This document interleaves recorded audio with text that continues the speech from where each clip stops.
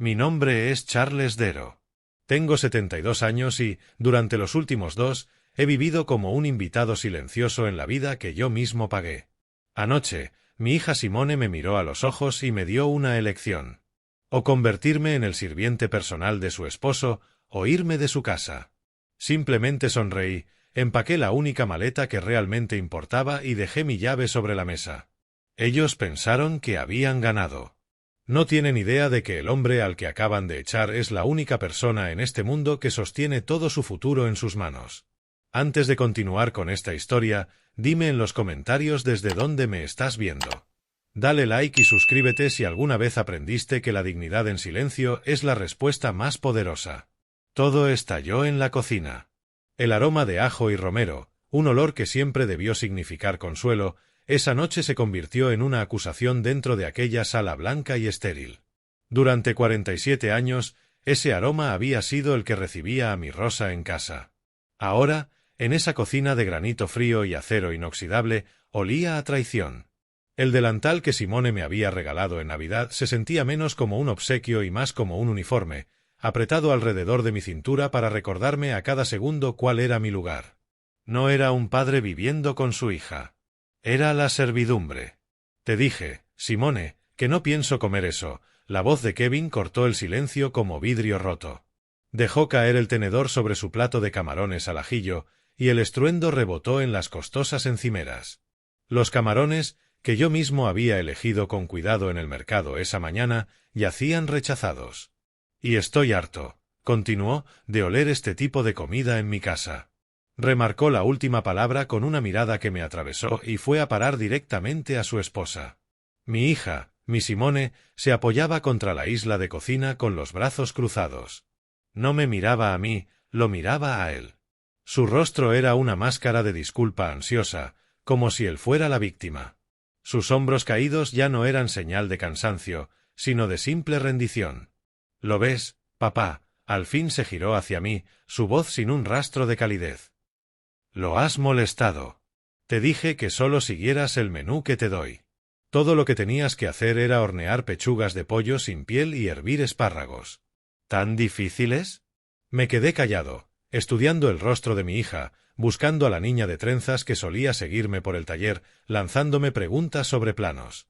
La misma niña que un día dijo orgullosa a sus amigas que su papá era el mejor arquitecto del mundo. Pero la mujer frente a mí era una desconocida. Sus ojos, los mismos ojos de mi Rosa, ahora solo reflejaban el capricho de su marido. Kevin se levantó, se limpió la boca con una servilleta de lino y la tiró sobre la mesa. No se trata solo de la cena, Simone. Se trata de respeto. Esta es mi casa. Y aquí hay ciertos estándares. Le hablaba a ella, pero cada palabra era una bala dirigida a mí. Lo sé, cariño, respondió Simone de inmediato. Luego respiró hondo, una respiración larga, deliberada. En ese instante supe lo que venía.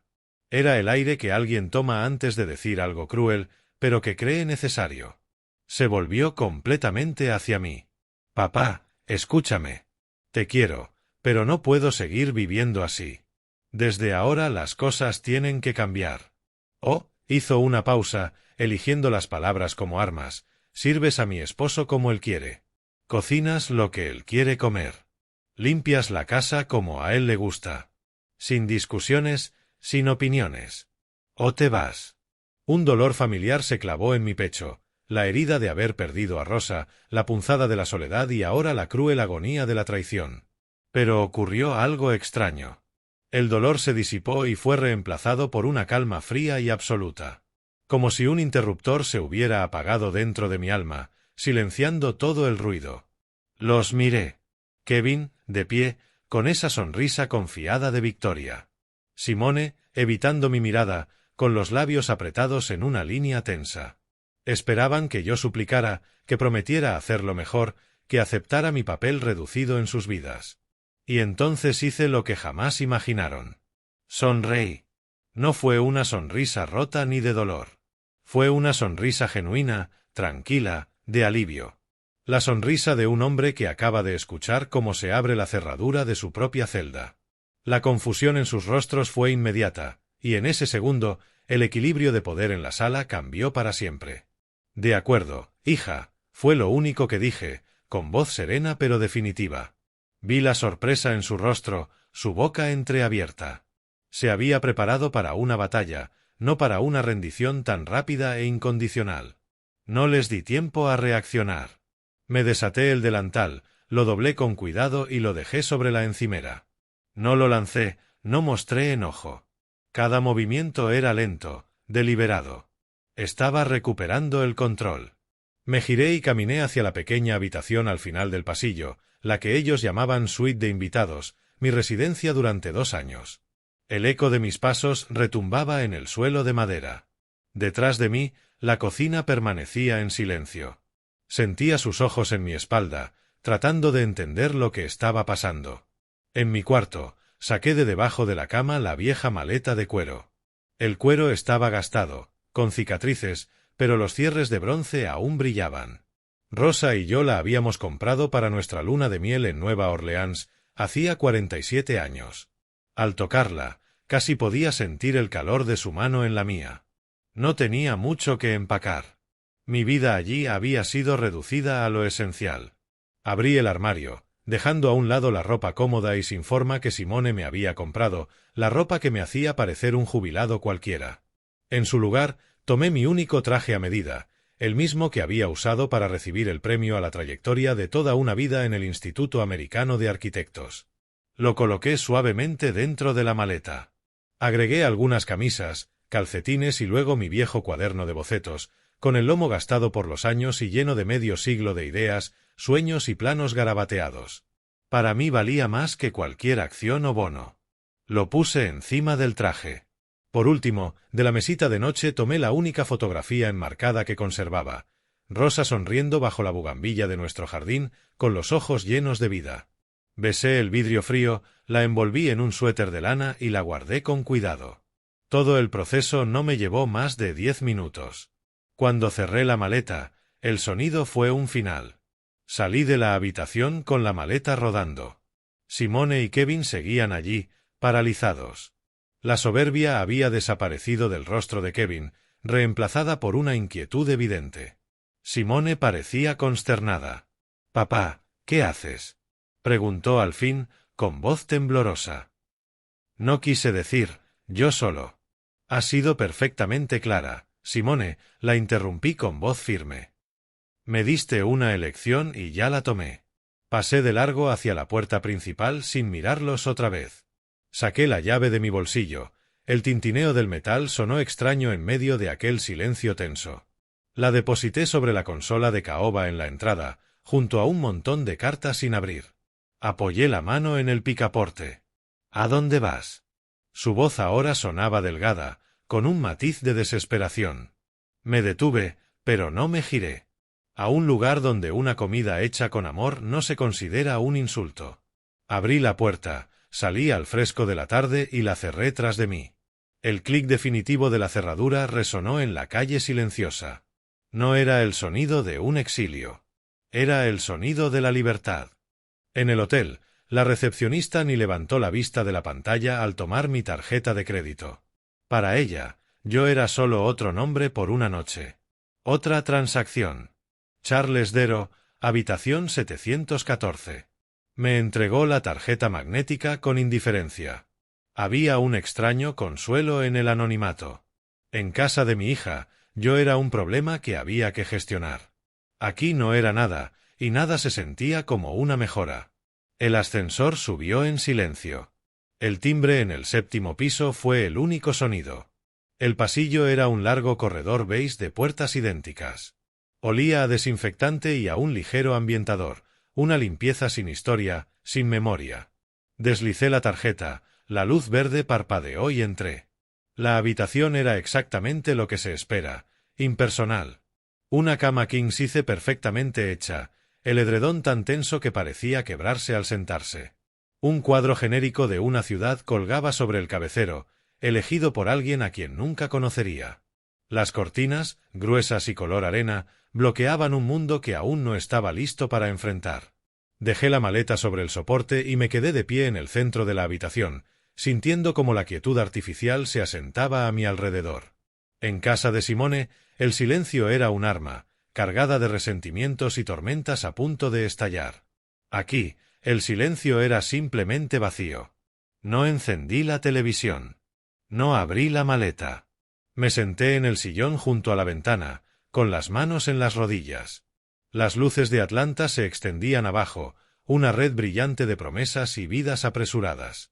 Desde esa altura parecía todo tan ordenado, tan lógico, un patrón de calles y luces. Una mentira, por supuesto. Allá abajo la vida era desorden, caos y dolor escondido en cada rincón. Por primera vez desde que salí por la puerta de Simone, el peso real me cayó encima.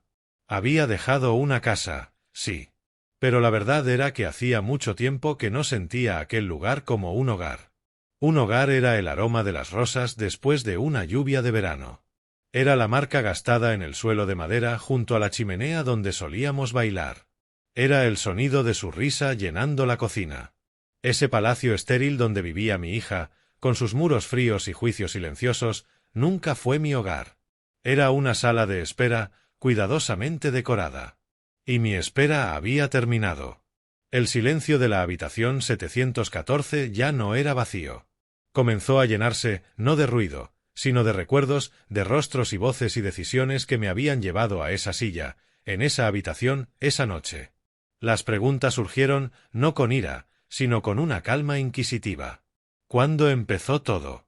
¿Cuándo dejó mi hija de verme como a su padre y empezó a verme como un obstáculo? ¿Cuándo se resquebrajó la familia que Rosa y yo habíamos construido con tanto cuidado? Y mientras miraba el río de faros rojos avanzar allá abajo, supe que debía retroceder en mi mente hasta encontrar la primera grieta. Porque una casa, una familia, no se derrumba de un día para otro. Se debilita poco a poco, en silencio, hasta que una palabra descuidada la derriba por completo. El recuerdo llegó de golpe, nítido, como si estuviera ocurriendo otra vez. Fue hace 2 años, justo después de enterrar a Rosa. La casa, nuestra casa, se sentía enorme y fría sin ella. El olor de los lirios del funeral aún impregnaba el aire. Simone se sentó a mi lado en el sofá, el mismo donde Rosa y yo la habíamos visto crecer. Me tomó la mano. La suya estaba helada. Sus ojos, tan parecidos a los de su madre, estaban rojos e hinchados de tanto llorar. «Papá», susurró, con la voz cargada de emoción. «No puedes quedarte aquí solo. Es demasiado. Los recuerdos, el mantenimiento. Estarás muy solo». Recuerdo haber asentido, sin poder hablar por el nudo en la garganta. Tenía razón. Cada rincón de esa casa guardaba un fantasma. «Por favor», suplicó con lágrimas nuevas. «Ven a vivir con nosotros, con Kevin y conmigo. Te necesito. No soporto la idea de que estés aquí solo». Sus lágrimas parecían tan reales, su preocupación tan genuina. Yo no vi a una mujer adulta, vi a mi pequeña asustada de perder también a su padre. Y en mi propio duelo, me aferré a su oferta como un náufrago a una tabla. Parecía lo correcto, lo único que podía hacer. Seríamos una familia resistiendo la tormenta juntos. Así que acepté. Empaqué algunas cosas, cerré con llave la casa que había construido con mis propias manos y me mudé a la habitación de invitados de aquel palacio arquitectónico que llamaban hogar. El cambio fue sutil al principio. Unas semanas después de mudarme, Simone se acercó preocupada, con un sobre en la mano. «Papá, los impuestos de esta propiedad son astronómicos. No sé cómo vamos a pagarlos este trimestre». No lo dudé. Soy padre, y los padres proveen. Escribí un cheque, sintiendo por primera vez en meses un propósito. Un mes más tarde, fue Kevin quien suspiró sobre una copa de vino en la cena. «Es solo un problema temporal de liquidez en la firma», dijo, negando con la cabeza. «Proyecto grande, pero el cliente tarda en pagar. Y está tensionando todo». Al día siguiente, pagué la compra del mes, una compra carísima, llena de productos orgánicos y quesos importados que yo nunca comía. Luego vino la conversación sobre la cuenta conjunta. Simone lo presentó como una cuestión de comodidad. «Tiene mucho más sentido así, papá», explicó con ese tono ágil y eficiente. «En vez de estar pidiéndote ayuda de vez en cuando, haces que tu pensión y la seguridad social se depositen directamente ahí. Así contribuyes automáticamente a los gastos de la casa y evitamos estas conversaciones incómodas sobre dinero. Yo estaba cansado de las conversaciones incómodas. Estaba cansado de todo. Así que firmé los papeles. Sonaba lógico, me estaba ahorrando el mantenimiento de mi propia casa, por supuesto que debía contribuir. Era familia. Sentado ahora en el silencio estéril de la habitación 714, las piezas encajaron con una claridad horrorizante. Su súplica no era por mi soledad, era por su hipoteca. Sus lágrimas no eran por mi duelo, eran por sus números. Los problemas de liquidez de Kevin fueron la excusa para poner las manos sobre los ahorros de toda mi vida. No me habían invitado a su hogar, me habían adquirido como un activo. No era un padre cuidado por su hija amorosa, era un flujo de ingresos con patas, la solución a un estilo de vida sobreapalancado. La revelación no llegó con un fogonazo de ira, sino como una piedra fría y pesada cayendo al fondo del estómago. Cada acto de generosidad, cada cheque, cada dólar transferido no fue recibido como un regalo, sino como un derecho adquirido. El cuidado que ofrecían tenía precio, y yo lo había pagado todo sin ver jamás la factura. Pero no era solo el dinero. El engaño financiero era limpio, cuantificable. El otro robo era más sucio, la erosión lenta y constante de mi dignidad ejercida a través de 1000 pequeños cortes. Sentado en la silla del hotel, dejé que los recuerdos llegaran no como un torrente, sino como instantáneas nítidas. Recordé la primera vez que Kevin vio mi portafolio. Tenía mis viejos planos extendidos sobre la mesa del comedor una tarde, los planos originales de la biblioteca comunitaria de Southside, un proyecto que definió mi carrera. Kevin tomó uno, una elevación detallada a la que le dediqué un mes entero. Lo alzó a contraluz, entornando los ojos. «Está bonito, Charles», dijo con el mismo tono que usarías para un collage de macarrones de un niño. Una afición muy encantadora, una afición. 40 años de mi vida, el sudor y el alma invertidos en crear espacios para la gente, reducidos a una afición encantadora. Simone soltó una risita nerviosa. «Ay, Kevin», piaba, «papá es un artista increíble, ¿a que sí?».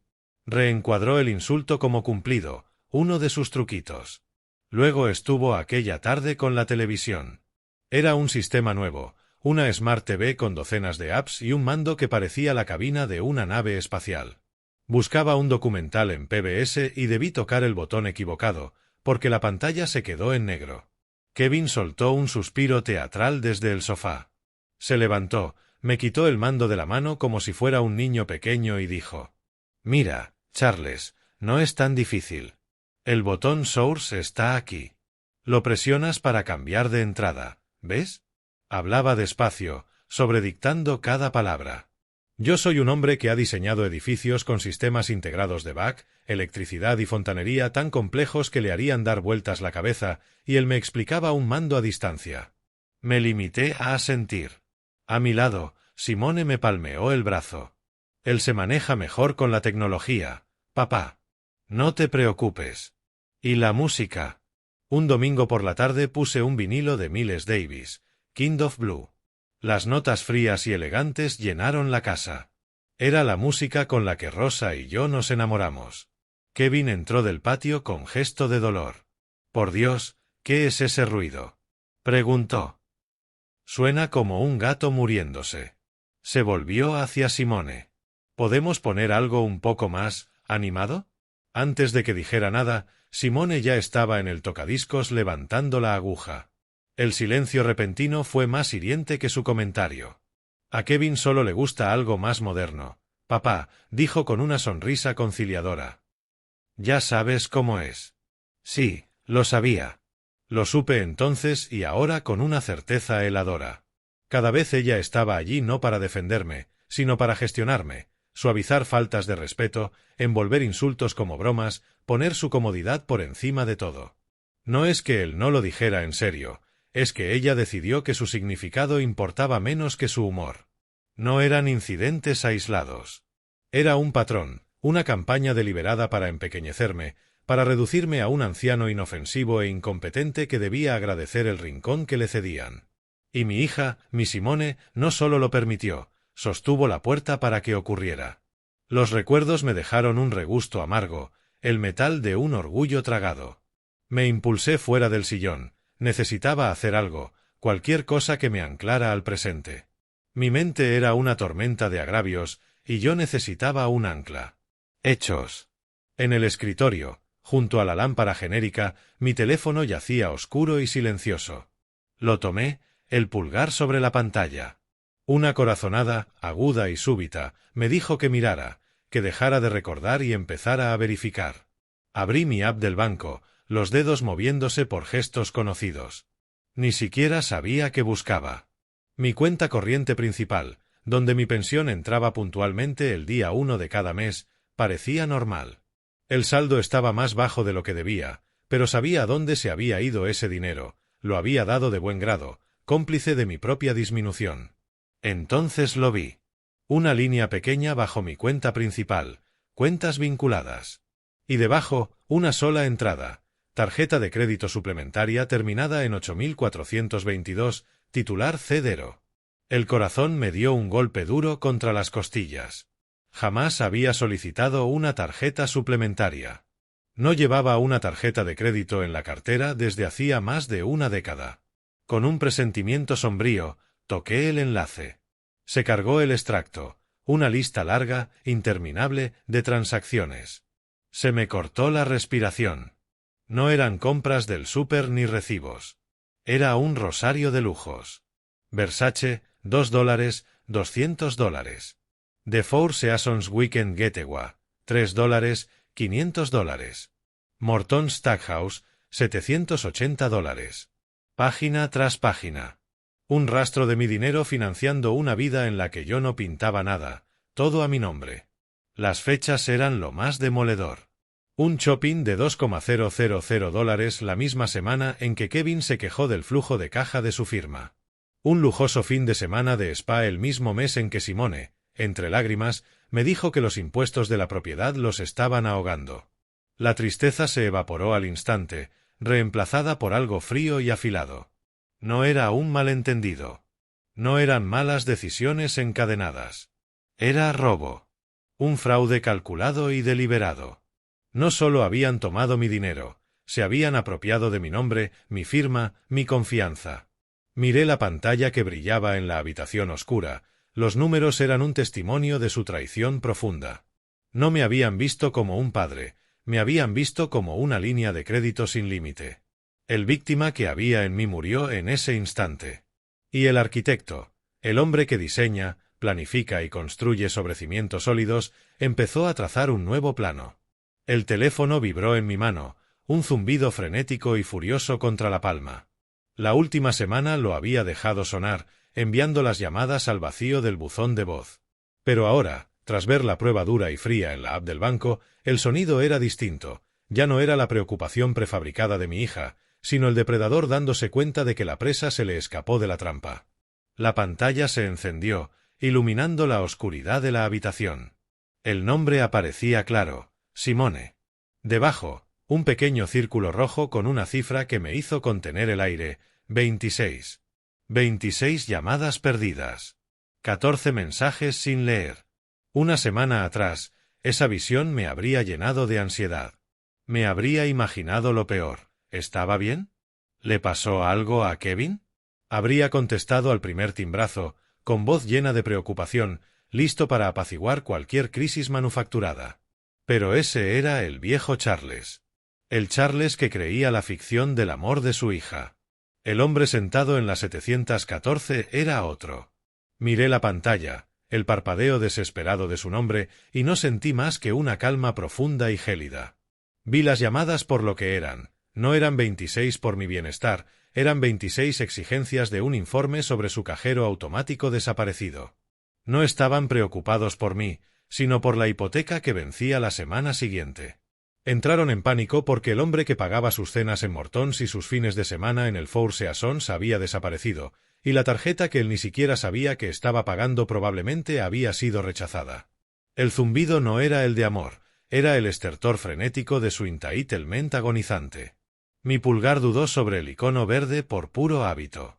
Por un momento casi oí su voz, el tono cuidadosamente calibrado del pánico. «Papá, ¿dónde estás?» Estaba tan preocupada. Era mentira, una actuación, y yo por fin estaba listo para salir del teatro. Deslicé el pulgar hacia el lateral del teléfono y presioné bajar volumen. El zumbido cesó. El parpadeo siguió, pero mudo, sin poder. La observé un segundo más, luego puse el teléfono boca abajo sobre la madera pulida del escritorio. La luz se extinguió. La conexión se cortó. La dinámica de poder había cambiado. Durante 2 años contesté cada vez que llamaban. Ahora ellos esperarían. Ellos se preguntarían. Ellos se sentarían en el silencio que yo había creado. Yo ya no era el personaje secundario de su drama, era el arquitecto de mi propia historia, y acababa de empezar a dibujar los planos. A la mañana siguiente me puse el traje que había guardado. La tela se sentía extraña tras 2 años de ropa blanda y sin forma de jubilado, pero se asentó en mis hombros como un viejo amigo. Era armadura, y yo iba a la batalla. La oficina de Laurence Bishop estaba en el centro, en un edificio de granito y vidrio que hablaba de dinero antiguo y discreto. Su firma era de las más respetadas de Atlanta, un faro en la comunidad negra desde hacía más de 40 años. Larry había sido mi amigo por 30. Fue quien llevó nuestros testamentos, el que se sentó en mi cocina con Rosa y conmigo, café en mano, riéndose mientras planeábamos un futuro que hoy parecía irreconocible. Me recibió no con un apretón de manos, sino con un abrazo firme. «Charles», dijo, su voz profunda llena de preocupación. «Recibí tu mensaje. Pasa, siéntate. Hablemos». Su despacho era un santuario del orden, estanterías de caoba, un escritorio amplio de madera oscura pulida y 2 sillones de cuero frente a frente. Sobre la mesa, una sola foto, él y su esposa sonriendo en un velero. Era un lugar al que se traían problemas para diseccionarlos y resolverlos. Sirvió 2 cafés sin preguntar cómo lo tomo, ya lo sabía. «Antes de que digas una palabra», empezó, tendiéndome la taza, «solo quiero decir que Rosa estaría echando chispas ahora mismo. La conocías, no soportaba a los tontos y menos a los entitled». Esbocé una sonrisa. «No, desde luego que no. Lo habría visto venir a millas, Larry». «Cuéntamelo», dijo, acomodándose, dejando paso al profesional. «¿Qué ha pasado?» Se lo conté todo. Empecé por el ultimátum en la cocina y retrocedí por los años de faltas de respeto sutiles, las contribuciones financieras disfrazadas de ayuda.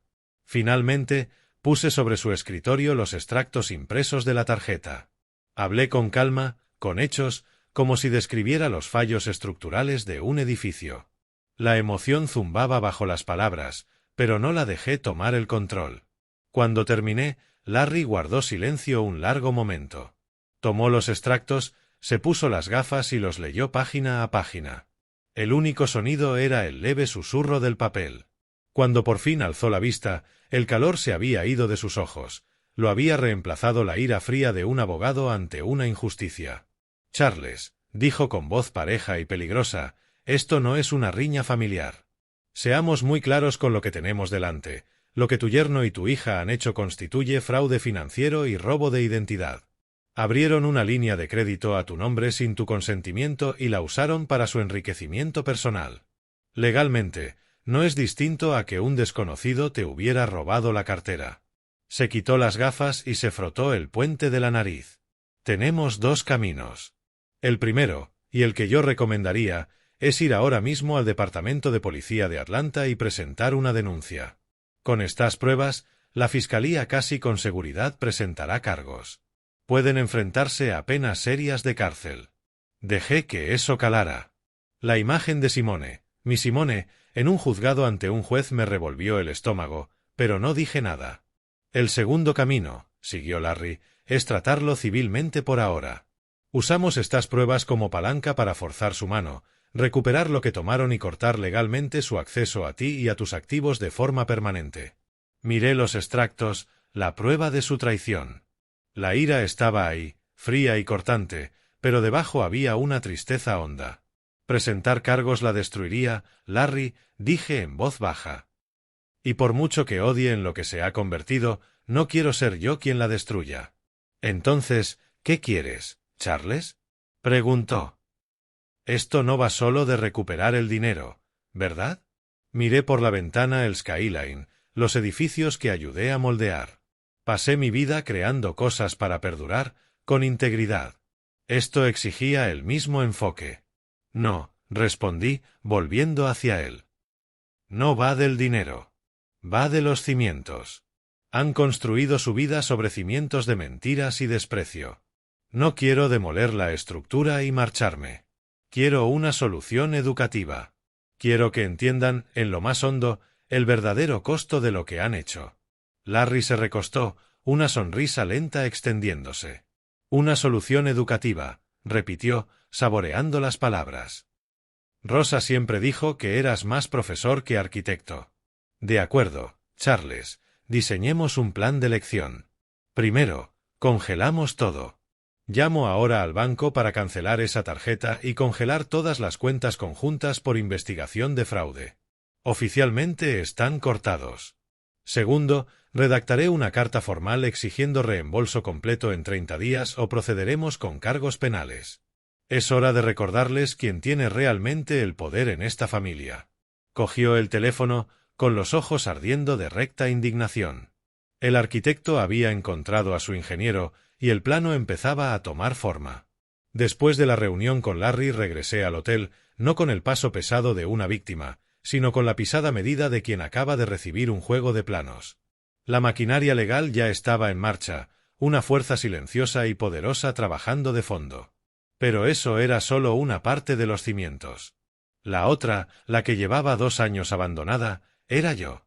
Necesitaba reconectar con Charles Darrow, el arquitecto, no solo con Charles, el padre y recurso financiero. Esa tarde me senté en el sillón junto a la ventana, con mi vieja agenda de cuero abierta en el regazo. Estaba llena de nombres que habían dado forma a horizontes y formado generaciones. Por primera vez en mucho tiempo, empecé a llamar. La primera fue a David Chen en San Francisco, mi socio en el proyecto del Museo de Oakland. No hablamos de mi hija ni de mis problemas. Hablamos de vigas en voladizo y de cómo entra la luz al atardecer en una sala. Discutimos, en buen tono, los méritos del hormigón armado frente al acero. Durante 30 minutos no fui un viudo afligido ni un padre descartado. Fui arquitecto otra vez, hablando el idioma que mejor conozco. La mente, antes nublada por el dolor, empezó a despejarse. La energía volvió. Después llamé a María Flores, una brillante urbanista a la que había mentorizado y que ahora trabajaba en Miami. Me habló de su lucha por preservar un barrio histórico frente a los promotores. La escuché, le di consejos y sentí el fuego antiguo encenderse en el vientre. Eso era lo que importaba. Ese era mi mundo. Las llamadas siguieron, un ingeniero estructural en Nueva York, una paisajista en Seattle. Con cada conversación me reconstruía, recordándome una vida y una identidad totalmente ajenas al pequeño y egoísta mundo de Simone y Kevin. La última llamada del día fue a Elías Vance, un viejo amigo que dejó la arquitectura para servir en un consejo asesor ciudadano de Atlanta. Charles, tronó su voz al descolgar, qué gusto oírte. Justo le decía a alguien que esta ciudad no ve un espacio público decente desde que colgaste tu T-Square. Reímos, y luego su tono se agrió. Hablando de eso, ¿has visto las propuestas para el proyecto Riverwood? Es una vergüenza. Yo mantuve la voz casual. No, he estado algo desconectado. ¿Qué pasa? 3 firmas corporativas proponiendo las mismas monstruosidades de vidrio y acero. Puro destello, cero alma. Quieren arrasar un pedazo de nuestra historia y llamarlo progreso. Una de las firmas es esa grande, Sterling y Finch. Un mocoso arrogante llamado Kevin Sterling lleva la batuta. Cree que puede plantarle un techo verde a una caja de hormigón y llamarla sostenible. El corazón me latió un poco más rápido, pero mantuve la voz serena. Sterling, ¿dices? No me suena. Eres afortunado, gruñó Elías. Lo único entre él y la bola de demolición es Lena Beard. ¿Te acuerdas de Lena, no? Tu alumna estrella de Georgia Tech, la que hacía perspectivas perfectas a pulso. Ahora está en el ayuntamiento y tiene el voto decisivo en la comisión de urbanismo. Tiene columna vertebral de acero, gracias a Dios. No va a dejar que profanen esa comunidad sin una pelea de verdad. Agradecí la actualización y colgué. Me quedé sentado en el crepúsculo que se espesaba en la habitación del hotel, con las luces de la ciudad empezando a titilar afuera. Las piezas estaban ahí, el joven arquitecto arrogante, la comunidad histórica amenazada con el borrador y el voto decisivo, la guardiana de la llama, una mujer brillante a la que yo había enseñado todo lo que sabía sobre el alma de un edificio. Era un problema de diseño de una simetría perfecta y terrible. Y por primera vez en 2 años, una sonrisa lenta y consciente se extendió por mi rostro. La víctima se había ido para siempre. El arquitecto estaba de vuelta en la mesa de dibujo.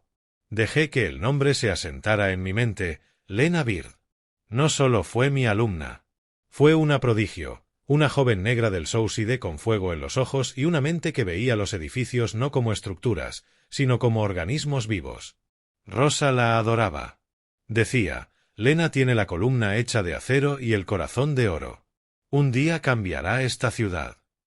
Como de costumbre, mi esposa tenía razón. Encontré su número en mi vieja agenda, su nombre, escrito con la caligrafía elegante de Rosa. Respiré hondo, no por ansiedad, sino por enfoque, y marqué. Doctora. Bird al habla.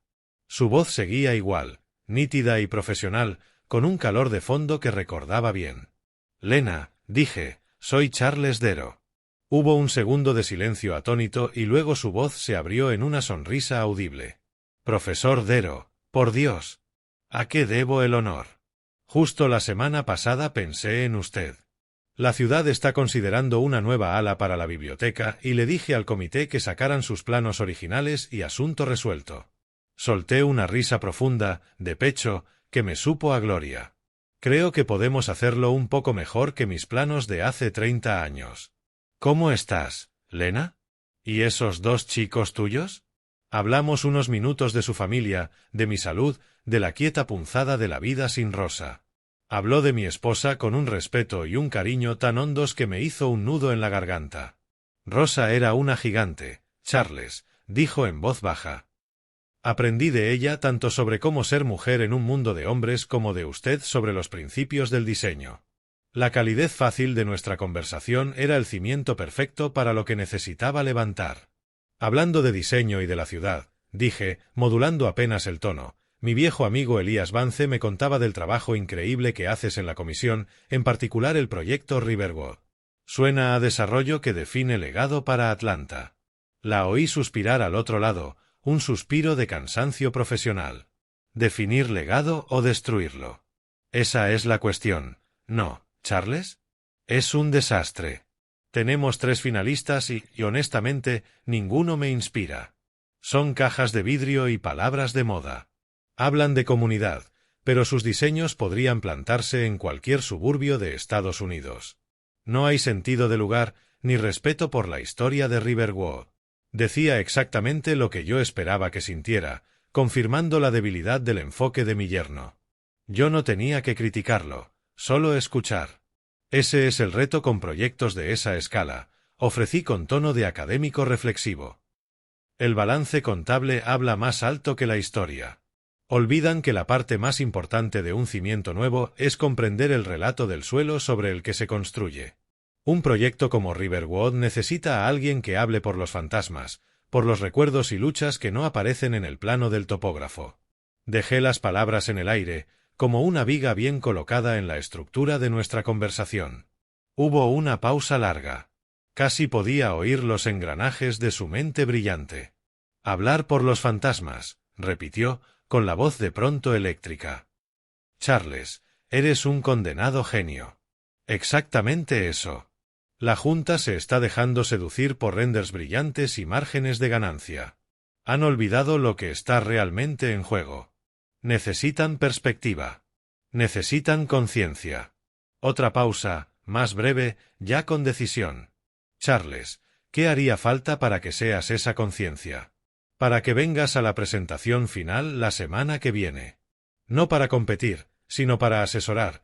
Siéntate con la comisión como experto invitado y danos tu opinión franca cuando acaben los finalistas. Tu voz, tu legado, pesan más en esta ciudad que las 3 firmas juntas. El plan había funcionado mejor de lo que podría haberlo diseñado. Me había invitado. Era idea suya. Solté el aire despacio, fingiendo vacilación. Lena, es muy amable, pero estoy retirado. Ya sabes, mis días de oratoria quedaron atrás. No te pido un discurso, replicó de inmediato. Te pido verdad. Por Rivergo, por la ciudad. Dejé pasar un latido más de silencio. Por ti, Lena, dije al fin, y por un proyecto así. Por supuesto. Será un honor. Acordamos fecha y hora y, tras colgar, caminé hacia la ventana del hotel. Miré mi reflejo en el vidrio oscuro. El hombre que me devolvía la mirada ya no estaba encorvado por el duelo ni empequeñecido por el desprecio. Tenía la mirada clara. El arquitecto había vuelto y acababa de colocar la primera piedra de su nuevo diseño. La sala del Ayuntamiento de Atlanta estaba diseñada para inspirar asombro, techos altos, paneles de madera oscura y una solemnidad que impregnaba el aire. Era una sala construida para dictámenes, para decisiones que moldean el futuro. Yo había estado allí décadas atrás, recibiendo un premio por lo de la biblioteca. Hoy venía por otra razón. No me honraban, me desplegaban. Lena me había conseguido una pequeña antesala privada, reservada para concejales. Tenía un cristal unidireccional que daba a la cámara principal, un punto de observación perfecto para ver el preludio de la función. Yo era el fantasma en la máquina, invisible, esperando mi señal. Abajo, el murmullo bajo de la expectativa llenaba la sala. Vi a Kevin enseguida, imposible pasarlo por alto. Hacía corrillo cerca del frente, con un traje europeo entallado una talla de menos y con un brillo una sombra de más. Se movía con la energía nerviosa y sobreactivada de quien cree ser el centro del universo. Daba la mano, palmoteaba espaldas, se reía a un punto demasiado alto con el chiste de un concejal. No se estaba preparando, estaba actuando. Su confianza era un traje barato, y desde mi ángulo podía ver todas las costuras flojas. Era un hombre hueco, y hoy iba a demostrarlo. Y en primera fila estaba Simone. Radiante, el rostro elevado hacia su marido con una expresión de adoración pura. Vestía un rojo brillante, un estallido de color en un mar de azules y grises corporativos, como anunciando que aquello era su fiesta de victoria. Le cazó la mirada y le lanzó un besito discreto. Una ola de tristeza profunda me atravesó, tan fuerte que casi me dobló las rodillas.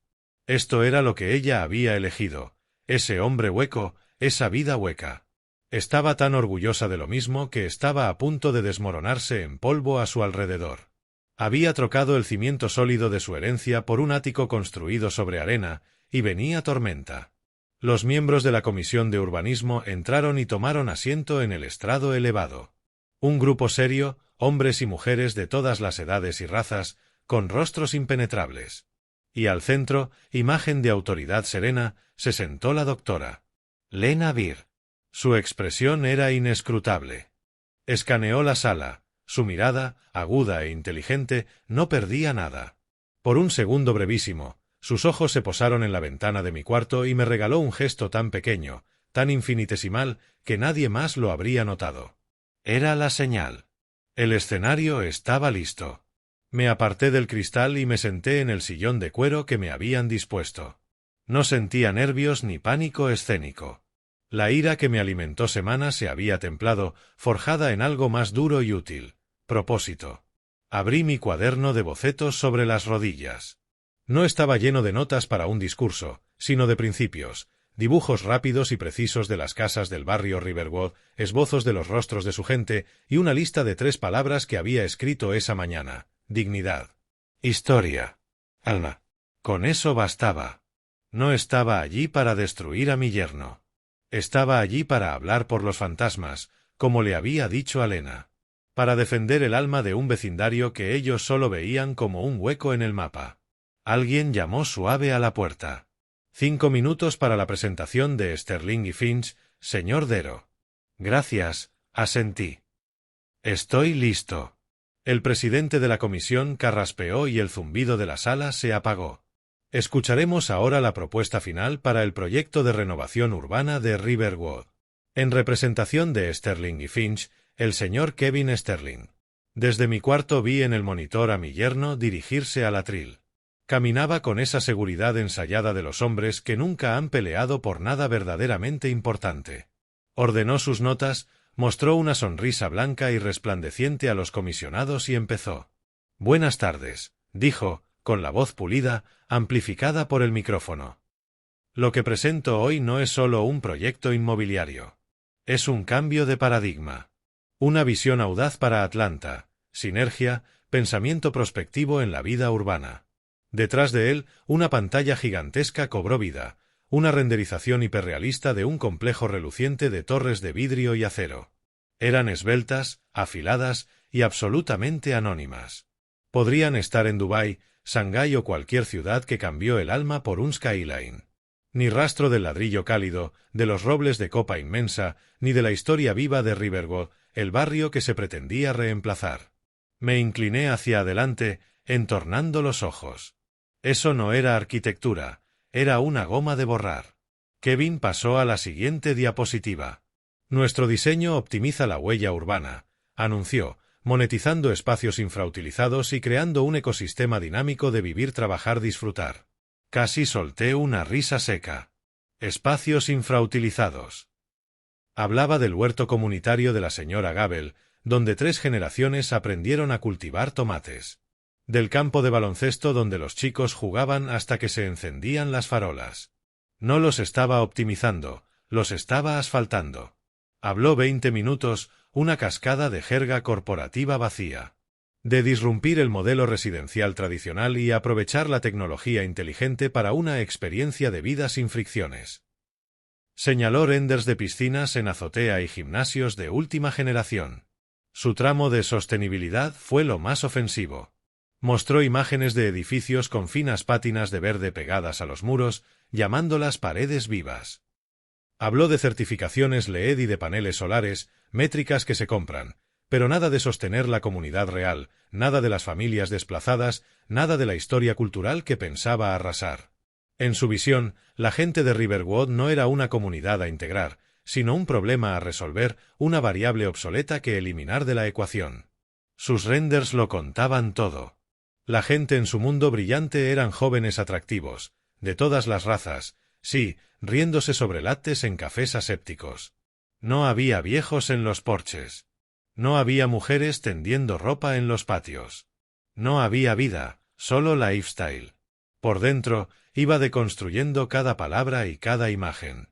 Veía la lógica estructural fallida, los atajos de diseño perezosos bajo el brillo. Presentaba una cáscara hermosa y hueca, y temí por un segundo que la comisión se dejara engañar por el pulido. Por fin llegó a su gran final. La pantalla mostró una toma deslumbrante de todo el complejo al atardecer, la luz rebotando en las torres de cristal, las piscinas de la azotea brillando en azul eléctrico. «Esto no es solo un desarrollo», proclamó Kevin, con voz hinchada de pasión manufacturada, brazos abiertos como abrazando su genio. «Es el futuro. Y Sterling y Finch está listo para construirlo». Terminó y mantuvo la pose, la sonrisa triunfal clavada. La sala se llenó de aplausos corteses y dispersos. Los comisionados garabatearon notas, sin revelar nada en el rostro. En la primera fila, vi a Simone, con los ojos húmedos de orgullo. Mi yerno se quedó en el atril, bañándose en el foco cálido, empapándose de lo que creía su instante de triunfo absoluto. Él no tenía idea de que estaba parado sobre una trampilla, y Lena Bird estaba a punto de tirar de la palanca. Kevin seguía en el atril, con una sonrisa autosatisfecha mientras el aplauso cortés se apagaba. Parecía un hombre que acababa de cruzar la meta en primer lugar, completamente ajeno a que la carrera había estado amañada en su contra desde el principio. El presidente de la comisión le dio las gracias y abrió el turno de preguntas. «Doctora Bird», dijo, «¿tiene algo para el señor Sterling?» Lena se inclinó hacia el micrófono y el ambiente de la sala cambió. Una quietud depredadora cayó sobre la cámara. «Sí, gracias», dijo con voz calma y nítida. «Señor Sterling, una presentación muy pulida. Me llamó especialmente la atención su repetido uso de la frase integración comunitaria. Su proyecto se propone en un barrio con edad media de 68 años, predominantemente afroamericano. ¿Puede señalarme los elementos concretos de diseño en su propuesta que integran activamente a los residentes existentes en lugar de asumir, simplemente, su desplazamiento? La sonrisa de Kevin se tensó. No estaba preparado para eso. Bueno, empezó, aclarando la garganta. Visualizamos una sinergia multigeneracional. Nuestras zonas comerciales a pie de calle y plazas públicas están diseñadas para ser acogedoras para todos. La mirada de Lena no cedía. ¿Acogedoras cómo? Sus renders muestran boutiques que venden bolsos de $500 y cafés donde se sirve café de $12. ¿Son esas las prestaciones que los vecinos actuales han pedido? Porque mi investigación indica que llevan décadas solicitando al ayuntamiento un centro de bienestar para mayores y un supermercado accesible. Veo que han reservado 10.000 pies superíndice 2 para un spa de lujo para mascotas. ¿Puede explicar la lógica detrás de esa decisión concreta? El color empezó a subirle por el cuello a Kevin. Balbuceó algo sobre estudios de mercado y atraer un nuevo perfil demográfico, pero sus palabras eran puro ruido. No tenía respuesta. Jamás se había planteado la pregunta. Lena lo dejó retorcerse unos segundos más antes de aplicar el corte quirúrgico final. Gracias, señor Sterling. Ha sido muy ilustrativo, dijo, con hielo en cada sílaba. Se volvió hacia el resto de la comisión. Señoras y señores, lo que tenemos aquí es una propuesta sin alma. Habla del futuro, pero guarda un silencio atronador sobre el pasado.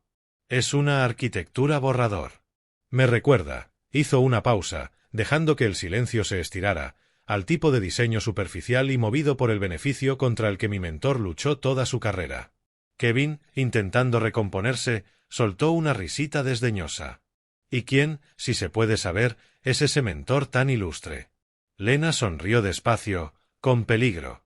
Un hombre cuyo criterio, en este asunto, consideré que la comisión merecía oír directamente. Lo invité personalmente para que ofreciera su asesoría experta sobre este proyecto. Den la bienvenida al arquitecto Charles Darrow.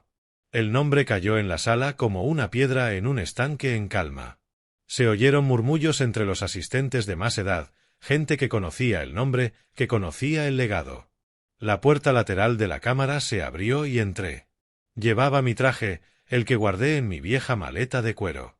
Caminé despacio, deliberado, con la vista fija en la comisión. No miré a mi hija. No miré a mi yerno, aunque podía sentir sus ojos en mí, podía sentir toda la sala conteniendo el aliento a la vez. De reojo vi a Kevin. La cara se le había quedado completamente en blanco, la sonrisa confiada se había convertido en una máscara de horror lívido. Tenía la boca abierta, pero no salía sonido. En primera fila, Simone se cubría los labios con la mano, los ojos muy abiertos con una comprensión catastrófica naciendo en ellos. No era una casualidad. Era un ajuste de cuentas. Llegué al atril e hice un leve gesto a Lena. Ella respondió del mismo modo. Me volví hacia la comisión. Buenas tardes, doctora. Bird, miembros de la comisión. Gracias por invitarme. Mi voz estaba firme, serena, la voz de un hombre que está exactamente donde debe estar. El señor Sterling, continué, señalando vagamente su presentación en la pantalla, nos ha mostrado una serie de imágenes hermosas. Son elegantes, modernas y magistralmente renderizadas, pero no son arquitectura. Son un anuncio del desplazamiento. Hice una pausa, dejando caer la palabra. La arquitectura, en su mejor versión, es una conversación entre el pasado y el futuro. Un buen edificio escucha los susurros del suelo que pisa antes de intentar gritarle al cielo. Esta propuesta no escucha. Arrasa. No necesitaba notas. Había vivido esto toda mi vida. Miro estos planos y veo una falta de respeto profunda. No hacia mí, sino hacia la comunidad de Riverwood. Un vecindario nacido de las cenizas de la redlining, un lugar donde familias negras construyeron vidas con dignidad cuando el resto de la ciudad les decía que no eran bienvenidos. Hay una historia en esas casas de ladrillo, un alma en la sombra de esos viejos robles que vale más que todo el vidrio y el acero que puedan fabricar. Miré directamente a los miembros de la comisión. Les han pedido aprobar un proyecto que generará ingresos fiscales. Yo les pido considerar lo que costará en espíritu. Les han mostrado una visión de lujo. Yo les pido recordar el significado del legado. Tomé aire y dejé mi idea final. Cualquier firma competente puede construir un edificio, pero un arquitecto, un verdadero arquitecto, tiene un llamado más alto: construir comunidades. Somos los guardianes de la memoria y los diseñadores de un futuro más justo. Quien borra la historia de una comunidad para lucrarse no es arquitecto. Es, simplemente, un sepulturero muy caro. Terminé. El silencio fue absoluto. No un silencio educado, un silencio aturdido y pesado, el que sigue a una verdad tan innegable que no deja espacio para discutir. Y en ese silencio vi cómo el futuro que mi yerno había diseñado con tanta seguridad, para él, para mi hija, para mí, se disolvía en el aire. La cámara siguió en shock mientras me apartaba del atril. No miré atrás. No esperé el aplauso que empezaba a crecer cuando la comisión recobró la compostura. Mi papel en la función había terminado. Asentí una vez a Lena Bird, reconocimiento mudo a un plan ejecutado con perfección, y me dirigí a la salida lateral que Larry me había indicado. El hormigón y el acero del aparcamiento del ayuntamiento se sentían fríos y vastos tras la calidez y la madera de la cámara. Mis pasos resonaban en el espacio cavernoso. Iba a mitad de camino hacia el coche cuando los oí. «Papá, espera, por favor». Era la voz de Simone, fina y desesperada. Me detuve, pero no me giré de inmediato. Me di un segundo para acero en el ánimo, para empujar al fondo los últimos vestigios del padre que habría corrido hacia ese sonido y dejar al arquitecto, al hombre del plano, al mando. Me volví despacio. Venían corriendo hacia mí, los zapatos caros de Kevin golpeando el hormigón manchado de aceite, Simone tropezando con sus tacones. Iban descompuestos. El rostro de Kevin, pálido y moteado, sin rastro de su bravuconería. El maquillaje de Simone corrido por las lágrimas, su vestido rojo, ahora chillón y fuera de lugar bajo la luz fluorescente. «Papá, por favor», sollozó, alargando la mano hacia mi brazo. Di un pequeño paso atrás y su mano cayó al vacío. «Podemos explicarlo». «No entiendes». «Mi carrera se acabó», tartamudeó Kevin, con la voz quebrada. «Me van a despedir. Todo por lo que trabajamos se ha ido. No puedes hacernos esto». Tal como esperaba. Sus disculpas, su pánico. No era por el dolor que me habían causado, sino por las consecuencias que ahora les tocaba enfrentar. Su súplica entera era un monumento a su interés propio. Los dejé terminar. Dejé que sus excusas atropelladas llenaran el aire frío hasta que se quedaron sin aliento, parados frente a mí como dos niños perdidos. Cuando acabaron, no dije nada. Simplemente levanté la carpeta de cuero que llevaba. Mis movimientos eran sin prisa, mi expresión, tranquila. «Creo que esto es lo que tenemos que discutir», dije con voz pareja y baja, que sin embargo cortó su pánico como un bisturí. Abrí la carpeta y saqué un fajo de documentos encuadernados. Era el escrito que Larry había preparado esa misma mañana. Se lo entregué no a Kevin, sino a Simone. Lo tomó con mano temblorosa. «¿Qué es esto?», susurró. «Esto», respondí, «es un acuerdo legal de reembolso por los $246,124.1 que tú y tu esposo cargaron fraudulentamente a una tarjeta de crédito abierta a mi nombre. La página 2 contiene el listado detallado de cada transacción. La página 5 es la línea de firma». Miré de su rostro al de Kevin. «Tienen dos opciones. Opción 1. Firman ambos ese documento. Venden su segundo coche, sus relojes de diseñador, lo que haga falta, y reembolsan hasta el último centavo en 60 días.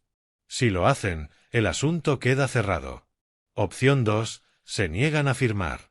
Y mañana a las 9 de la mañana este expediente completo, junto con mi testimonio jurado, se entregará a la Fiscalía del Condado de Fulton. En ese punto, dejará de ser un asunto familiar para convertirse en un asunto penal.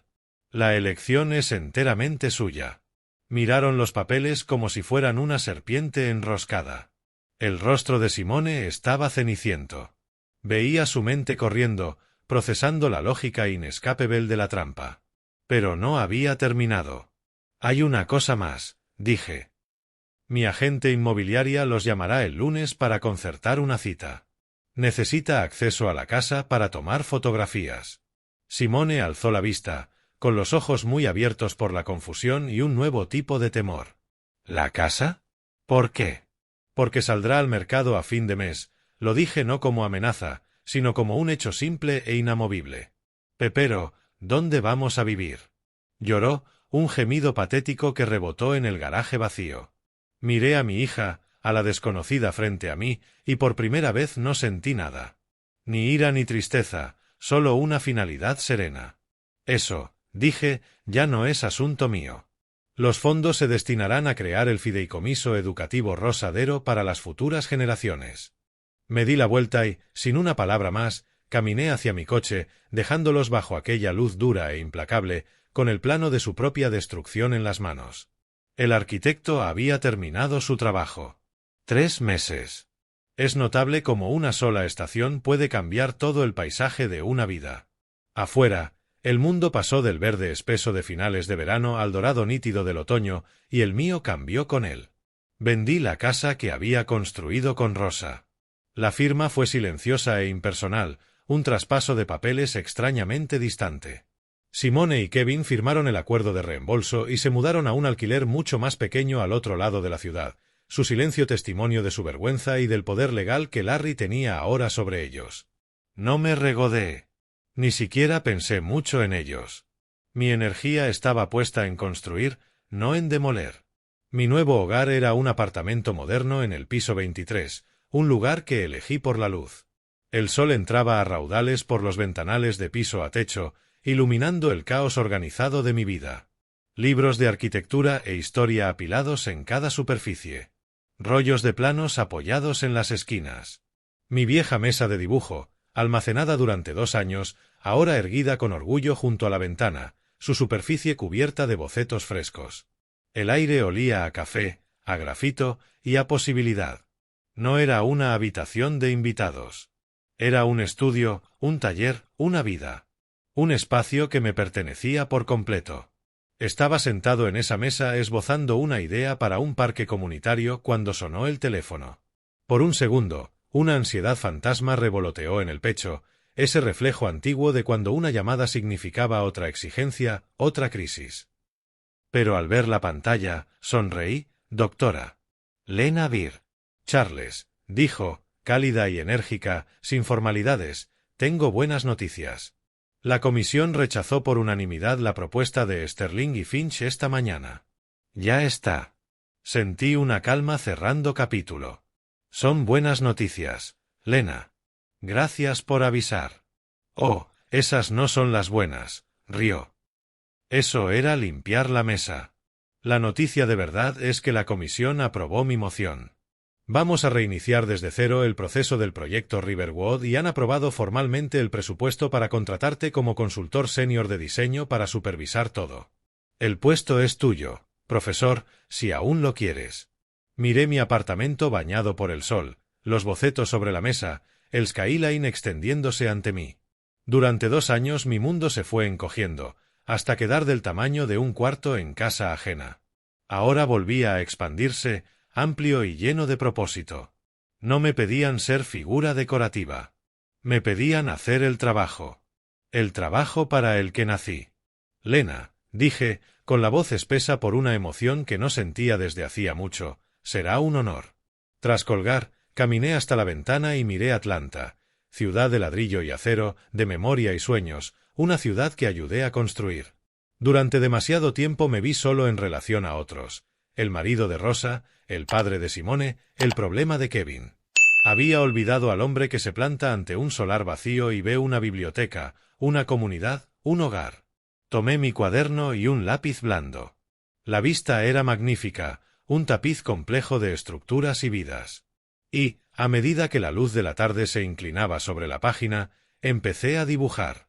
Una sonrisa pequeña y en paz me tocó los labios. El dolor quedó atrás. Las traiciones, saldadas. Mi legado no era solo algo que proteger, era algo que seguía creciendo, que seguía alzándose hacia el cielo. El arquitecto estaba en casa. Este viaje me dejó una lección fundamental. Tu valor no disminuye solo porque alguien cercano no lo ve. Durante demasiado tiempo confundí proveer para mi familia con darles permiso para definir mi vida. Aprendí que el amor de un padre nunca debe ser un cheque en blanco para el desprecio. La estructura más importante que diseñé no fue un edificio, sino los límites firmes que tracé para proteger mi paz y mi dignidad. La verdadera fuerza no está en los gritos, sino en el acto sereno y resuelto de reclamar tu propio plano. Si alguna vez has tenido que elegir entre mantener la paz y proteger tu dignidad, comparte tu historia en los comentarios.